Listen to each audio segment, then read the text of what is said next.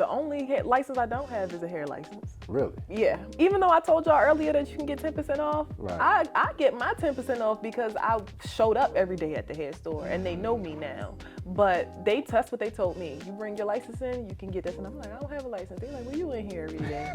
So here. Right. But I didn't go to cosmetology school, but what I do doesn't require a license because I don't do weaves. I don't do coloring. Well, I do coloring with the locks, but like I don't do it for weaves or anything like that. I do all natural hair, all protective styles. So all of that, you don't need a license for. You gotta know your seasons. Like I had to learn probably like the 3rd year that I was doing hair that like I'm gonna have a slow season immediately after back to school. It's like a really big wave of everybody trying to get their hair done before they go back to school. But as soon as it's over, that's it. Like, and it's like that October until Thanksgiving range, it's real slow. Right. And I'm an October baby. Sheesh. So I'm trying to go out of town. Yeah. And y'all messing my money up. Right. I ain't messing with that.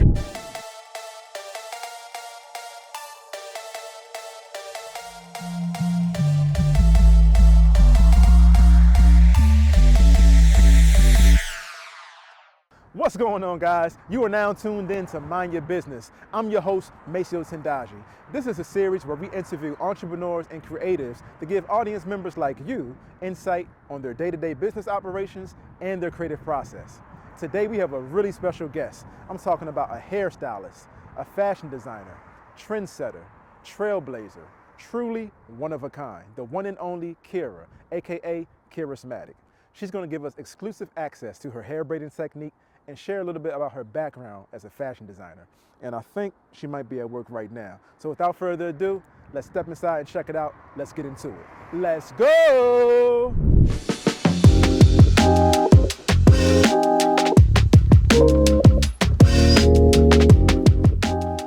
Yo, Kera, what up? Hey, what's up, Mace? How you feeling? I'm good. How are you? I'm good. What you got going on? I'm doing some stitch braids today. Okay. Milan is getting 6 stitch braids. See, Got you. Okay. So stitch braids, what exactly is that? stitch braids is more of like a uniformed look. It has the stitches in it. It's different from other braids because other braids you just like grabbing the hair and go and going straight down. Like with this one, I have to make every single stitch. I'm gonna show you. Hold on. Got you. So. Gotta grab those 3 hairs first, but you see each stitch with each.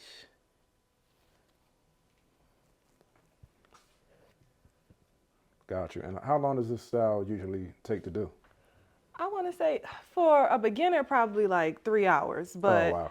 I do probably like an hour and a half, especially if it's just like only 6 stitch braids for real. Got you. Because you've been doing this for a little minute. Yeah, I've been doing hair for 10 years. Okay. You're not new to this. You're true to this. Telling you, it's in my blood. Right. So, so what other styles can you do with stitch braiding? Like where can you go with it from here? She could go to the gym. She can go out. She could wear it like in a bun. She could wear it long. The last time, Milan, didn't you get designs? Yes, I had designs, different patterns. It was so nice. As soon as I left out, everybody was asking about my hair. Wow. Okay. It was just amazing. It was laid, okay? Gotcha. She does that. And she does my son's hair. He has locks. So Wow. she is very versatile. Knotless, whatever you need. Got you. Yeah. And this style itself is protective, but also Yes, versatile. it's a protective style. Yes. Got you. And so that's why people can like just go about their business and live their life and do whatever with this style. Wake up, ain't gotta do nothing but your edges. Okay. Got you. So, how did you get started with doing hair? Did you start with braids? Did you start with locks? What was that journey like? I started with locks, but when I was younger, like a child, really I did my hair and my little sister's hair. So I started with braids, if we're being honest. But if we're talking about making money, I started with locks. Got you. Okay. And I started doing that in college because I, of course, was broke. Everybody broke in college. Right. But, you know, I used to do like the basketball players' hair. And they all had locks. And once I learned that, I started doing everybody's hair. And I was like, I do know how to braid if y'all want braids. Right. It's just I wasn't doing it because locks was giving me money. Got you. Gotta go where the money's at. Yeah, because I was there for school. Right. I feel you. So what did you study while you were in school? Clinical psychology. I didn't finish because hair started to make more sense for me. Right. But I would like to go back one day. It's just, You know, some people like have a calling. You know I what like mean? to finish what I start. Nah, I feel that. But it seems like your calling is definitely in style, you know, hairstyling and, you know, this type of service, serving people as well, Yes. right? So also when you talk about doing hair, how did you transition from, you know, doing it in a dorm or the college campus? How did you go from that to a salon? Well, I actually just got into a salon last year. Really? I've been doing hair for 10 years and I was doing it from out of my dorm and then out of my house for probably about like 8 years. Okay. But I wouldn't take people that weren't referred to me by somebody I didn't know. Got you. I moved into a salon last year and I actually love it. Now me and the girls kind of like piggyback off of each other. So it's one girl in there who does like weaves, but like when they see I'm doing braids, they're like, oh, when I come get my braids, I'm coming back here. Right. So I'll give them my Instagram. So that's more of the transition. It's like, well, not more of the transition, it's more of what I like. Got you. Because then my clients also do the same thing with them. Like, Right. oh, she got a weave. When I get my weave, I'm going to get it done by her. Right, So it's right. like we're really making money off of each other. Right. So And you have that sense of community by being in the salon. Exactly. You know, long hours, you know, all day. It's like, girl, I'm about to go to the hair store. You need something? Yes, girl. Right. Okay. Yeah, no, that definitely makes a difference when you have a community that's being built and that word of mouth kind of starts to circulate a bit, right? Now you're getting clients and word of mouth from everybody in the salon as well. So that's cool. I know when it comes to men and barbers, like the barber shop and our barbers, that's kind of like our therapists, real. Because you know, black men, we don't go to therapy. Right. But in the Y'all need to. We need to. We need to. But in the barber shops, like, you know, my barber passed away a couple years ago, and that was like devastating because, as you already know, you're building more than just a client and business relationship. You're building real friendships and family. I'm telling you, these my girls. Yeah, like, so talk to us about that process of like, you know, this is not just a service, but it's also kind of like a ministry in a sense because you're getting really intimate with people. And then on when a they get regular out my basis. chair, they feel great. Right. Yeah. Every time. I have to cut you off, Karen, No, go ahead. That was the part, that community, that's so important. I mean, she does my sister's hair. That's how I got her information. Then she started doing my son's hair, and then I came back. She's part of the family now. Yeah. We share everything. I'm telling her about what's going on with my son. You know, he's in the 3rd grade. She's been doing his hair for the last 2 years now. Almost. Wow. So, you know, we can talk. It is like a therapy session. You leave the chair looking good, feeling good, and it's a safe space. You know that you can be yourself there, and you have someone who's in your head so close that you know that energy. They're not putting any bad energy into what they're doing in their work and how they carry themselves. So you just feel good, and you spend so much time with your stylist. Having someone you can trust and that is very friendly and open means so much. Yes, Right. That's my sister. Yeah. No, I love that. I love that. That's a great testimony. You need to put that on your website. I do. I love that. Yeah, that was great. So let's talk a little bit about, I just want to transition back to the business, right? Because you can't just have somebody hop in your chair and start braiding, right? It's stuff Right. that you got to get and prep beforehand. So some of the products, you know, this is mind your business, right? Right. So we want to educate people about what it actually costs to do business. So if you could talk a little bit about the products, the prices, what type of products. Let's So get I into use that. meat braid. Y'all see this big tub? This was $80. $80 is crazy. And I'm already, I got this Monday. I'm already, look at that. It's Right. almost gone already. So I want to say, honestly, it definitely takes some, what is it called? You have to plan around it. You have to, like, you know, when you were younger, you had to like write down a grocery list. Right. That's what I do with my hair products. Right. Because for one, I need to figure out which hair store got the best. I need to figure out which store got the best prices. I got to figure out all of that because even though this was $80, I know that this is going to last me the whole week and I wouldn't have to pay $30 every time I go. Right. So Gotcha. it's a deal, but that's that. Also, I've run through clips when it comes down to my lock clients. Gotcha. And you have to keep them clean. So Oh, you have for to buy sanitary products. You have to buy more combs. And I always make it a point to open up a new comb every time I'm doing somebody's hair because I don't want to cross-contaminate. Also, this kettle pot. You need that for the ends of the braids. You have to Really? dip them at the end. Okay. So that's another thing to touch back on that question about the transition from the shop to the house. I mean, from the house to the shop. The shop didn't have a pot. I had to go buy So you that had to bring your myself. own. No, Right. that wasn't even at my house. I was using a pot of boiling water, and I would pour it into a pitcher that I got from Family Dollar for $2. I had to go get this, Making which it was work. $45. Right. But it does the job. It gets it done. But what I will say is buying your own products, you have to. You can't rely on anybody else to have it. And also, you have to figure out which product is the best.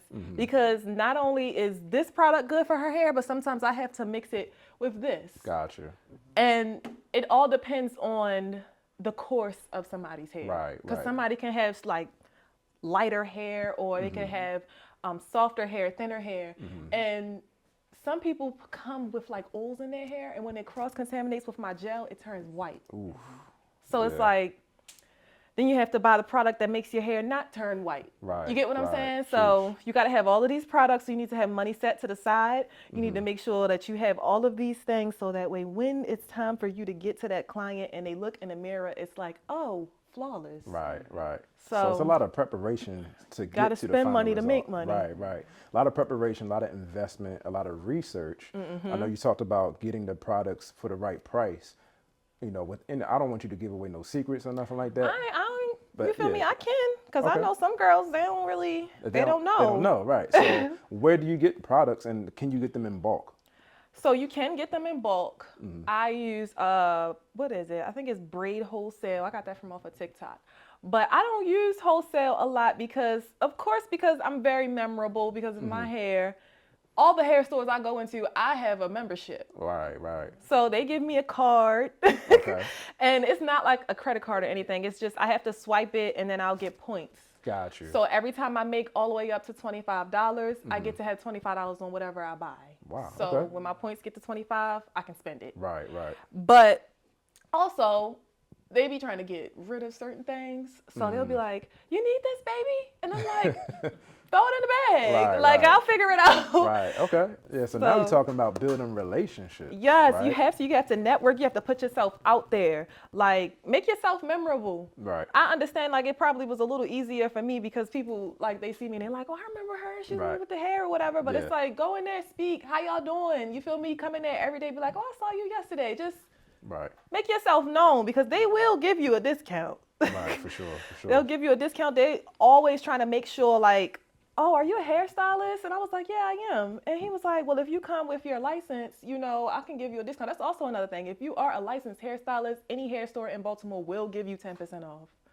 I don't know if y'all know that, Man, but she over here dropping gems. Man. They This will. is mind your business. She's giving y'all all the secrets to business right now when it comes to hairstylists. I'm telling you. Nah, this is great. So I don't want to hold you up too much. I know you got to finish Milan's hair here, so I'm going to let you do your thing, and then we're going to transition to our sit-down interview. Okay.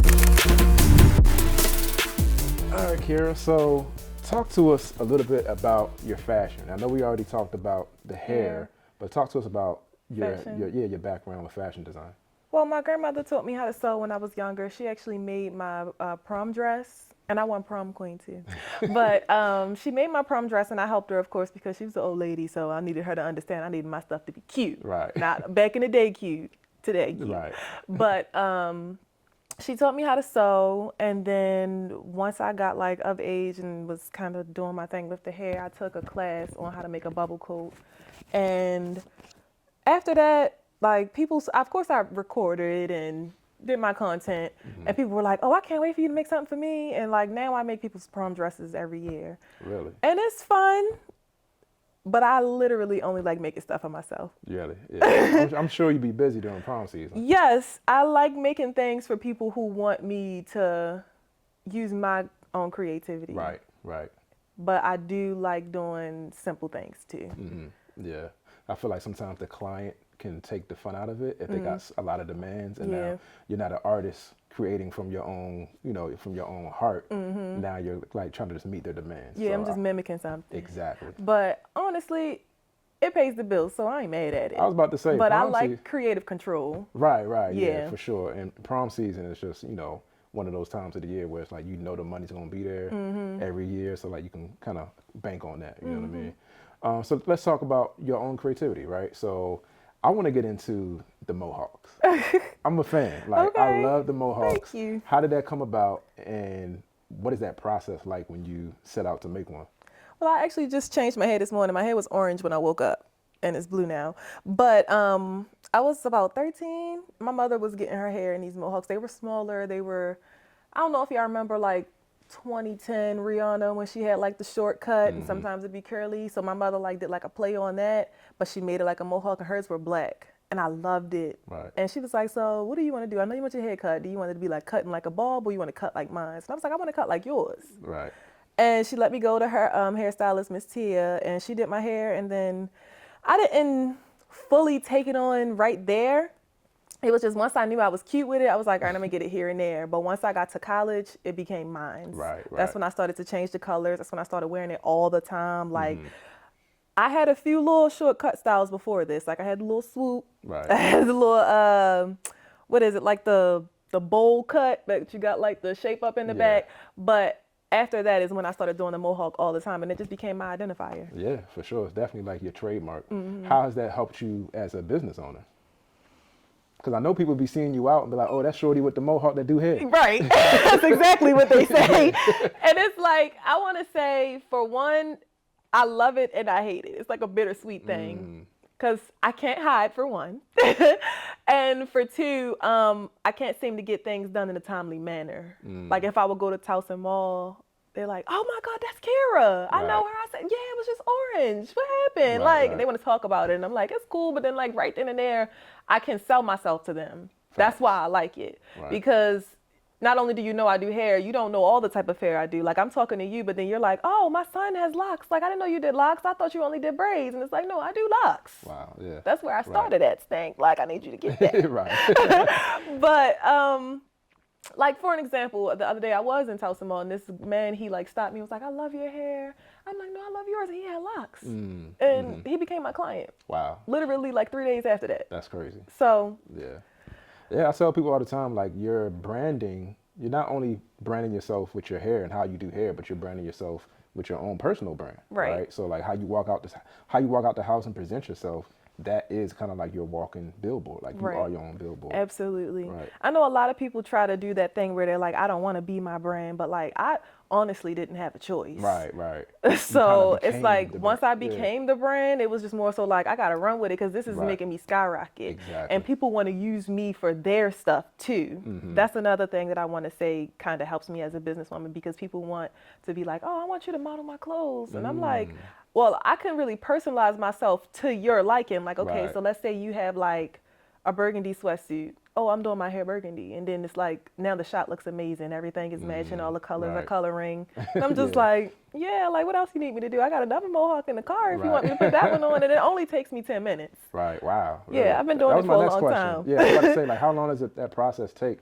So it's like really simple. You just change out the color, change out the style. It's simple for me because I already made my mohawks. Got you. So they're already colored. Right. They're already ready to go. Wow. So when you it's just time wake for me up to and change it, what I want to do today? What am I wearing today? Right. And I only had like, I mean, my hair is long, but it's only that little section. So it's already braided. All I got to do is cut it off, put a new cap on. Wow. If it's time for a wash day, that's a different story. But 10 minutes if I'm just changing it out real quick. Right. Okay. No, that's what's up. So going back to the mohawks.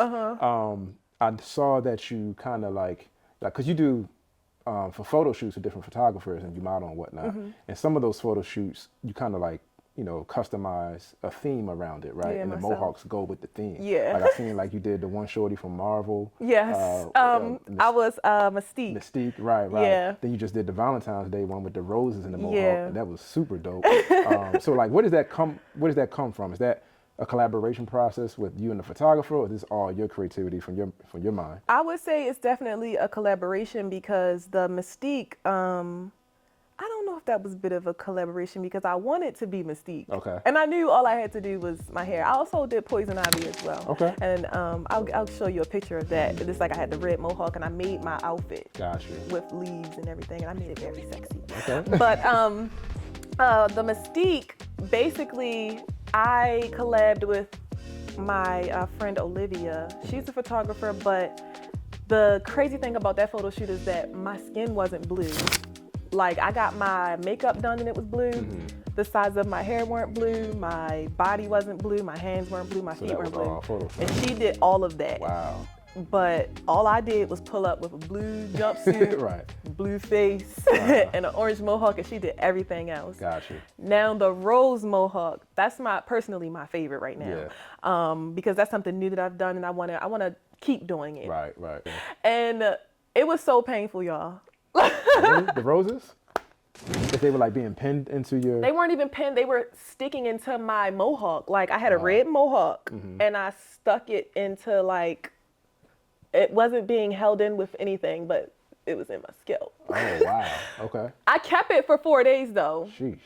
I got used to the pain, but it was so cute, I didn't want to stop it. Yeah, right. No, that's what's up. Yeah, that's, like I said, that's probably one of my favorites. Like the roses, like, it just sticks out so much, and that's like, it was perfect for Valentine's Day. Yeah. So that's definitely something that you could run back every Valentine's Day. Yeah. If you, want to, you know what I mean? But yeah, so I know you talked a little bit about business when it comes to hairstyling, right? But what is the business behind being a fashion designer? Like, what does that look like? How do you market yourself? Who are you marketing yourself to? And what does it look like from start to finish in terms of actually making money? I want to say with fashion, I'm not quite there with making a lot of money. It's only certain seasons. Gotcha. Now, hair pays the bills, but fashion, really, I love it a lot, but I don't think I'm quite there with all of the business. What I will say is the way I market myself is I make clothes and then I go outside. Got you. And you are the billboard. Yeah, once again. people are always walking up to me asking me where I'm getting something, whether I made it or not. Right. So it's just like, okay, well, this is what we're going to do. Right. Want to make an outfit because I know I'm going out, and then people come up to me like, I love this dress. Like, where did you get it from? I made it. I made it, right. Did you want one? Right. Like, and they're like, what? Now I got your phone number, you got mine, so you're going to get something later on. Right. So I'll, if you want a dress, I already have all my pricing, like what I start at and my booking and everything. So you just go in and you book that, and when you come in, that's when we can do whether or not it's going to be money added or whatever, but you have to put a deposit down. Right, okay. To get my time. Right. And then we could talk about more once you get here. Right. But so it's more so like a consultation at first? Exactly. Trying to figure out what the client wants? Yes. Got you. But it is a flat, well, not a flat rate, more of a starting price. Right. That's what you see at first, and then you'll know, like, if I want to add this is more money's going to be added on. So that's how I get paid. Got you. Okay, so we know you do hair, you do fashion designing, right, and styling, and that's not your typical 9-to-5 job, right? So on the back end, when it comes to taxes and things like that, what does that process look like being a freelancer and I'm assuming a 1099 contract? Yeah, honestly, I literally owe them every year. I don't know if anybody that's watching this can give me any game. That'd be nice. But yes, I'm a freelancer, and I always end up owing. I keep all my receipts. I keep everything. Right. Everything that is literally annoying. I have a shoebox full of receipts, but I give all of it to TurboTax though. Right. And they do all of that, but that's mainly what I do. Got you. So like making sure that your books are straight, books are in order. All of my your books receipts. are through Square though. Got you. So everything is put together with them, but as far as the specifics, I have no idea. I just give everything to the people that know what they're doing. Right. But you're doing your part though. Yes. Making sure that your books are in order and keeping your receipts, because I feel like a lot of people might hop into this industry and just, they thinking it might be just under the table money. It might start off like under the table money, but the IRS is definitely gonna come knocking at your door. Yes, they will, one and day. they will lock you up. Exactly. So make sure you keep your receipts, get your books in order. You know what I mean? So you don't get locked up. Right. But so talk to me a little bit more about different partnerships that you've been able to create over the years, whether it's through hair or fashion. How did those partnerships come about, and how have you kind of nurtured those relationships? So my friend Olivia that I was talking about before, that's a photographer, she actually introduces me to a lot of people, like not just prior, she still does. She introduced me to Jason. I don't know if you guys know DJ Spun by Sun.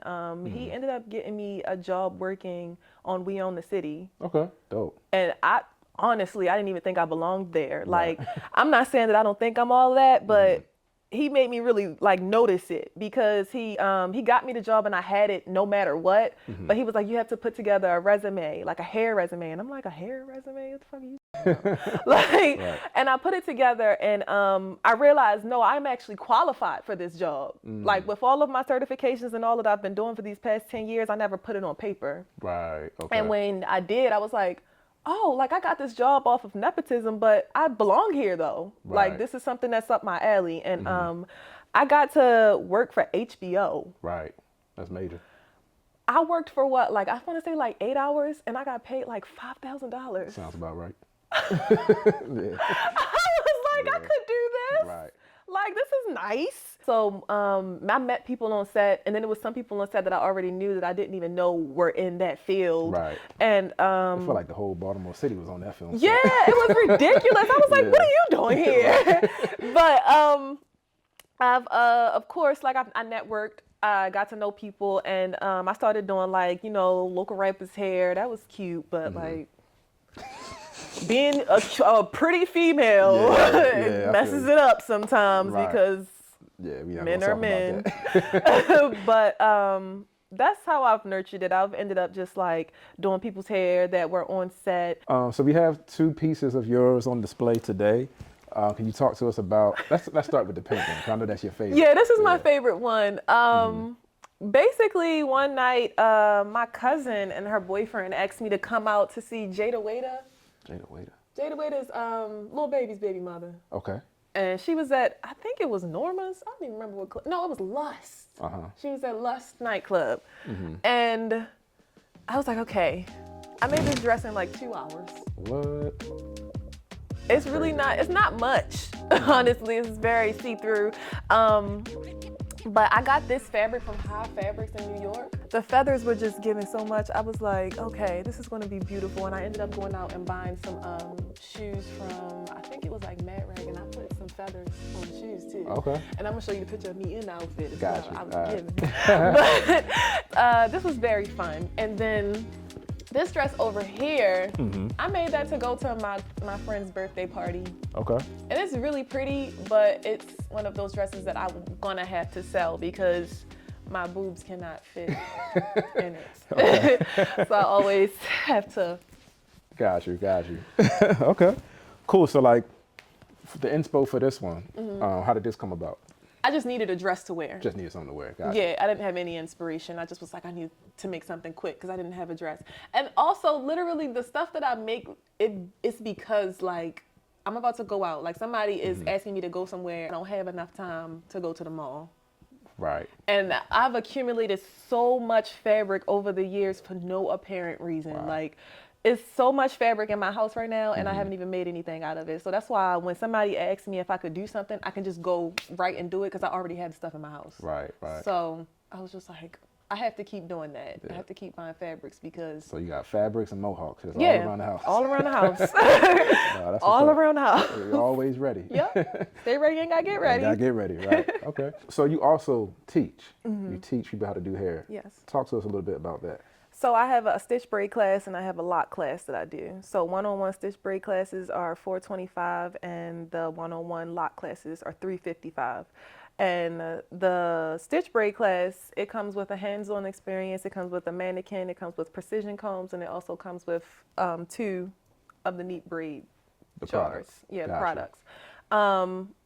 And I'll teach you one design.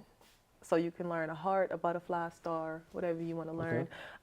And my lock class consists of interlocking and palm rolling. So interlocking is something that you could also use for dreadlock extensions. You know, when you see people that don't have any hair and then you see them tomorrow and they got a full head of locks. Right. You can use that for that. But I would suggest taking a dreadlock extension class as well. Okay. Because it's not necessarily easy.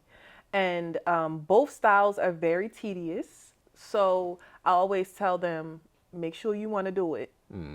Right. Because you'll learn this and spend this money and then not do it. Facts. And I'm not going to lie, I have done that a lot. I have a microblading technician license. I have a lash technician license. And y'all, I don't do that. Right. I don't do either one of those things. Yeah. But I had to learn a bunch of things in order to learn that, okay, hair is it. That's it. Right. Because it comes so easy to me. But what I will say is for my classes, if you really want to take it, you have to book online, and also you have to already know how to braid. Doesn't have to be a stitch braid. You just need to know how to braid. Okay. Because if you need to learn how to braid, period, That's a whole nother that's class. a whole nother class. Right. You starting from ground zero. Yeah. Right. I need you to learn how to plait. You need to already know how your fingers are structured, because everybody doesn't braid the same. Some people under braid, some people over braid. Some people don't know how to braid at all, but then they know how to French braid. Got you. So it's like, I need you to specify which one do you know, so that way we can build from that. So they gotta have the fundamentals in place. Exactly. So it's not like a beginner's class. Right. Okay. It's like an intermediate. Got you. Okay, cool. And so I know you mentioned you have like a bunch of different certificates and licenses. How do you go about getting all those accolades, right? Is this all through hair school, or what's it called, cosmetology, or? I actually, the only license I don't have is a hair license. Really? Yeah. Even though I told y'all earlier that you can get 10% off, right. I get my 10% off because I showed up every day at the hair store, and they know me now. But that's what they told me. You bring your license in, you can get this. And I'm like, I don't have a license. They're like, well, you in here every day. So here. Right. But I didn't go to cosmetology school, but what I do doesn't require a license, because I don't do weaves, I don't do coloring. Well, I do coloring with the locks, but like I don't do it for weaves or anything like that. I do all natural hair, all protective styles. So all of that you don't need a license for. Okay. However, I got my lash technician license, and I got my my microblading license because I wanted to branch out and make more money. And that was because during the times where I was doing hair, I also had a job. So it was like, I don't want a job. Like, I need to make more money. I need to do stuff. So I was branching out, trying to learn something and make some more money.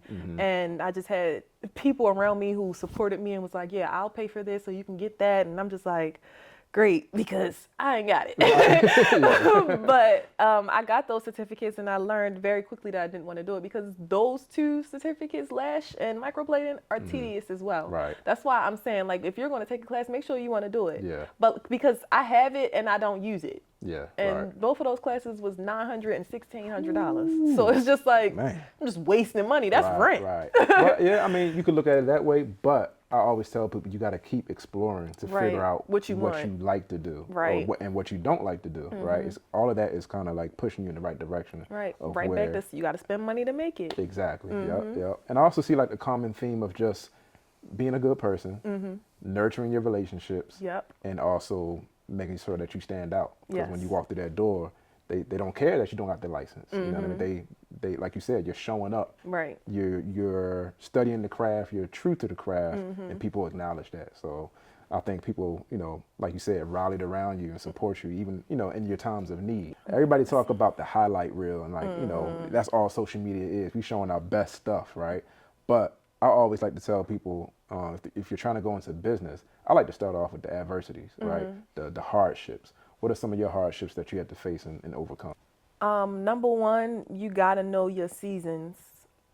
Like, I had to learn probably like the third year that I was doing hair that like, I'm gonna have a slow season immediately after back to school.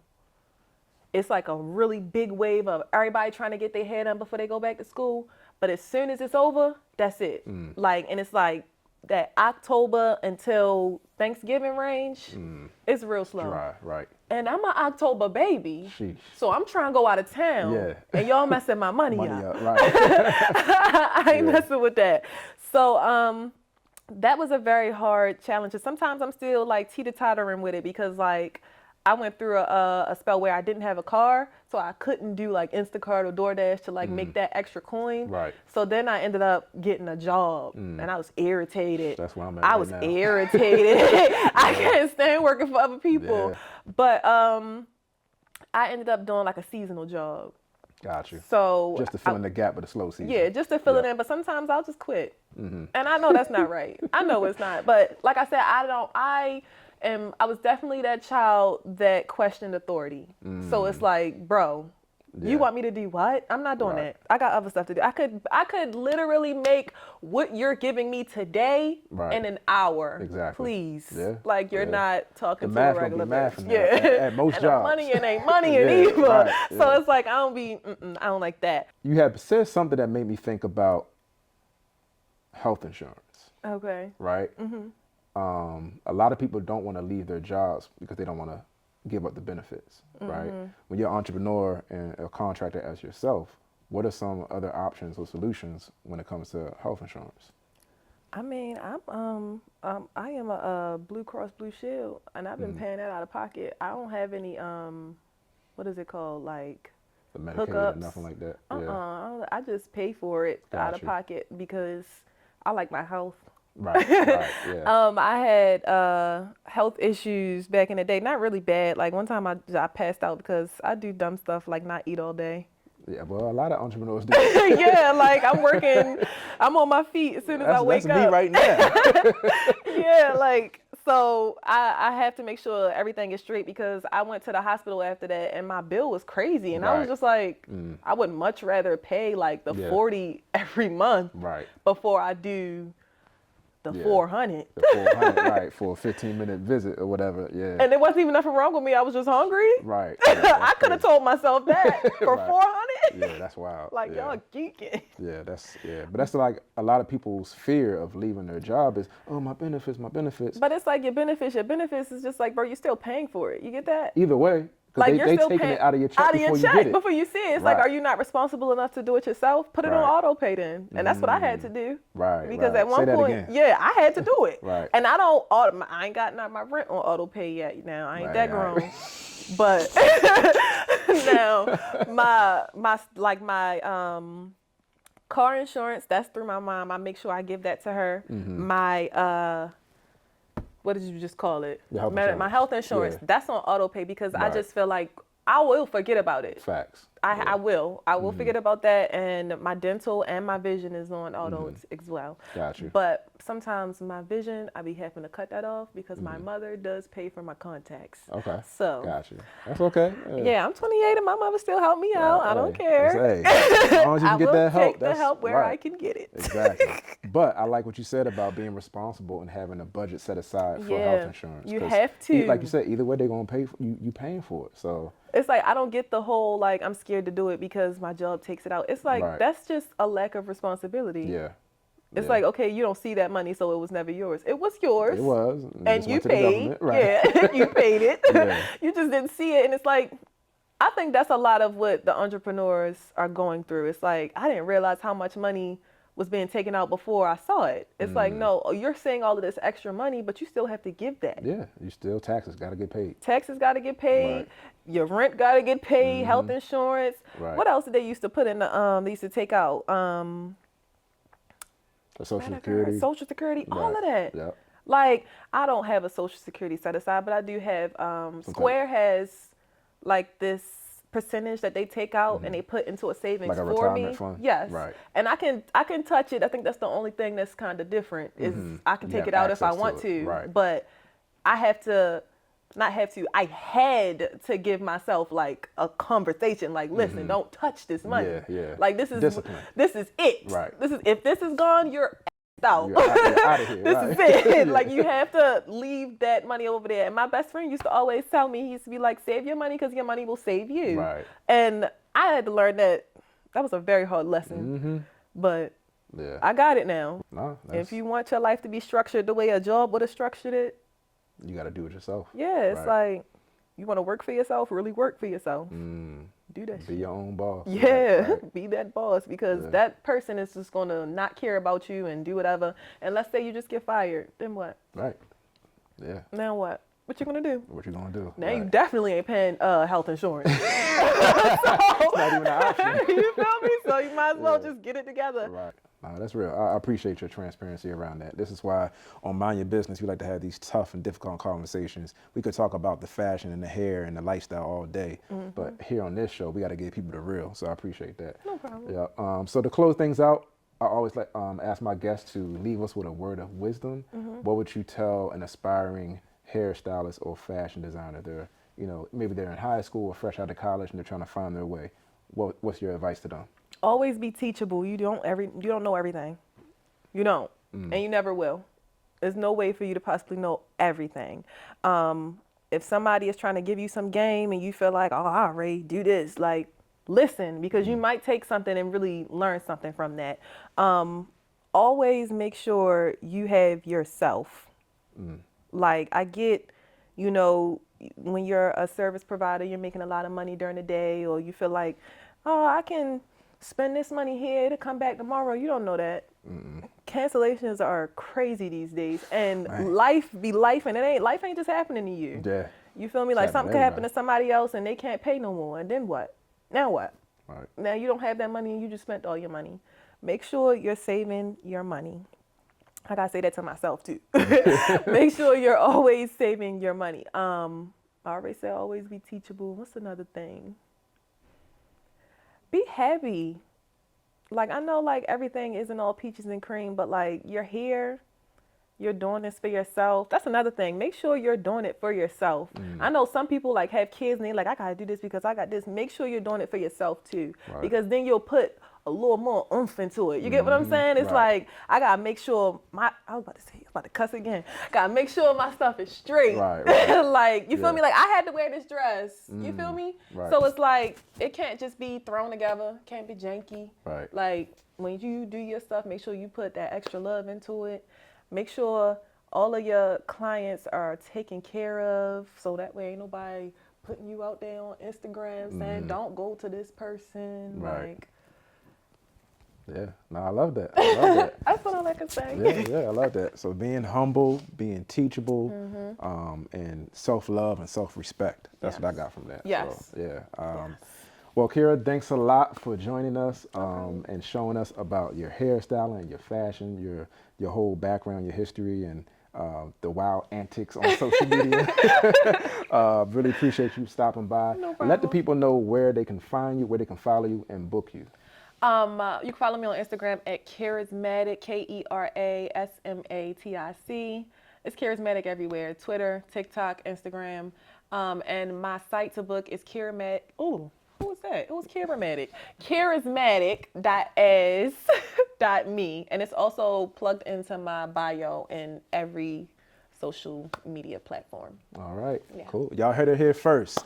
This has been another episode of Mind Your Business. Make sure you tap in and follow me, my personal brand, Maceo_TENDAJI. Also tap in with the production company, IKONIC_visions. If you want to be right here in this seat, so we can get all up in your business, make sure you send us an email at mind.your.business.show@gmail.com. I'm going to put the link in the description. And until next time, we're going to continue minding your business.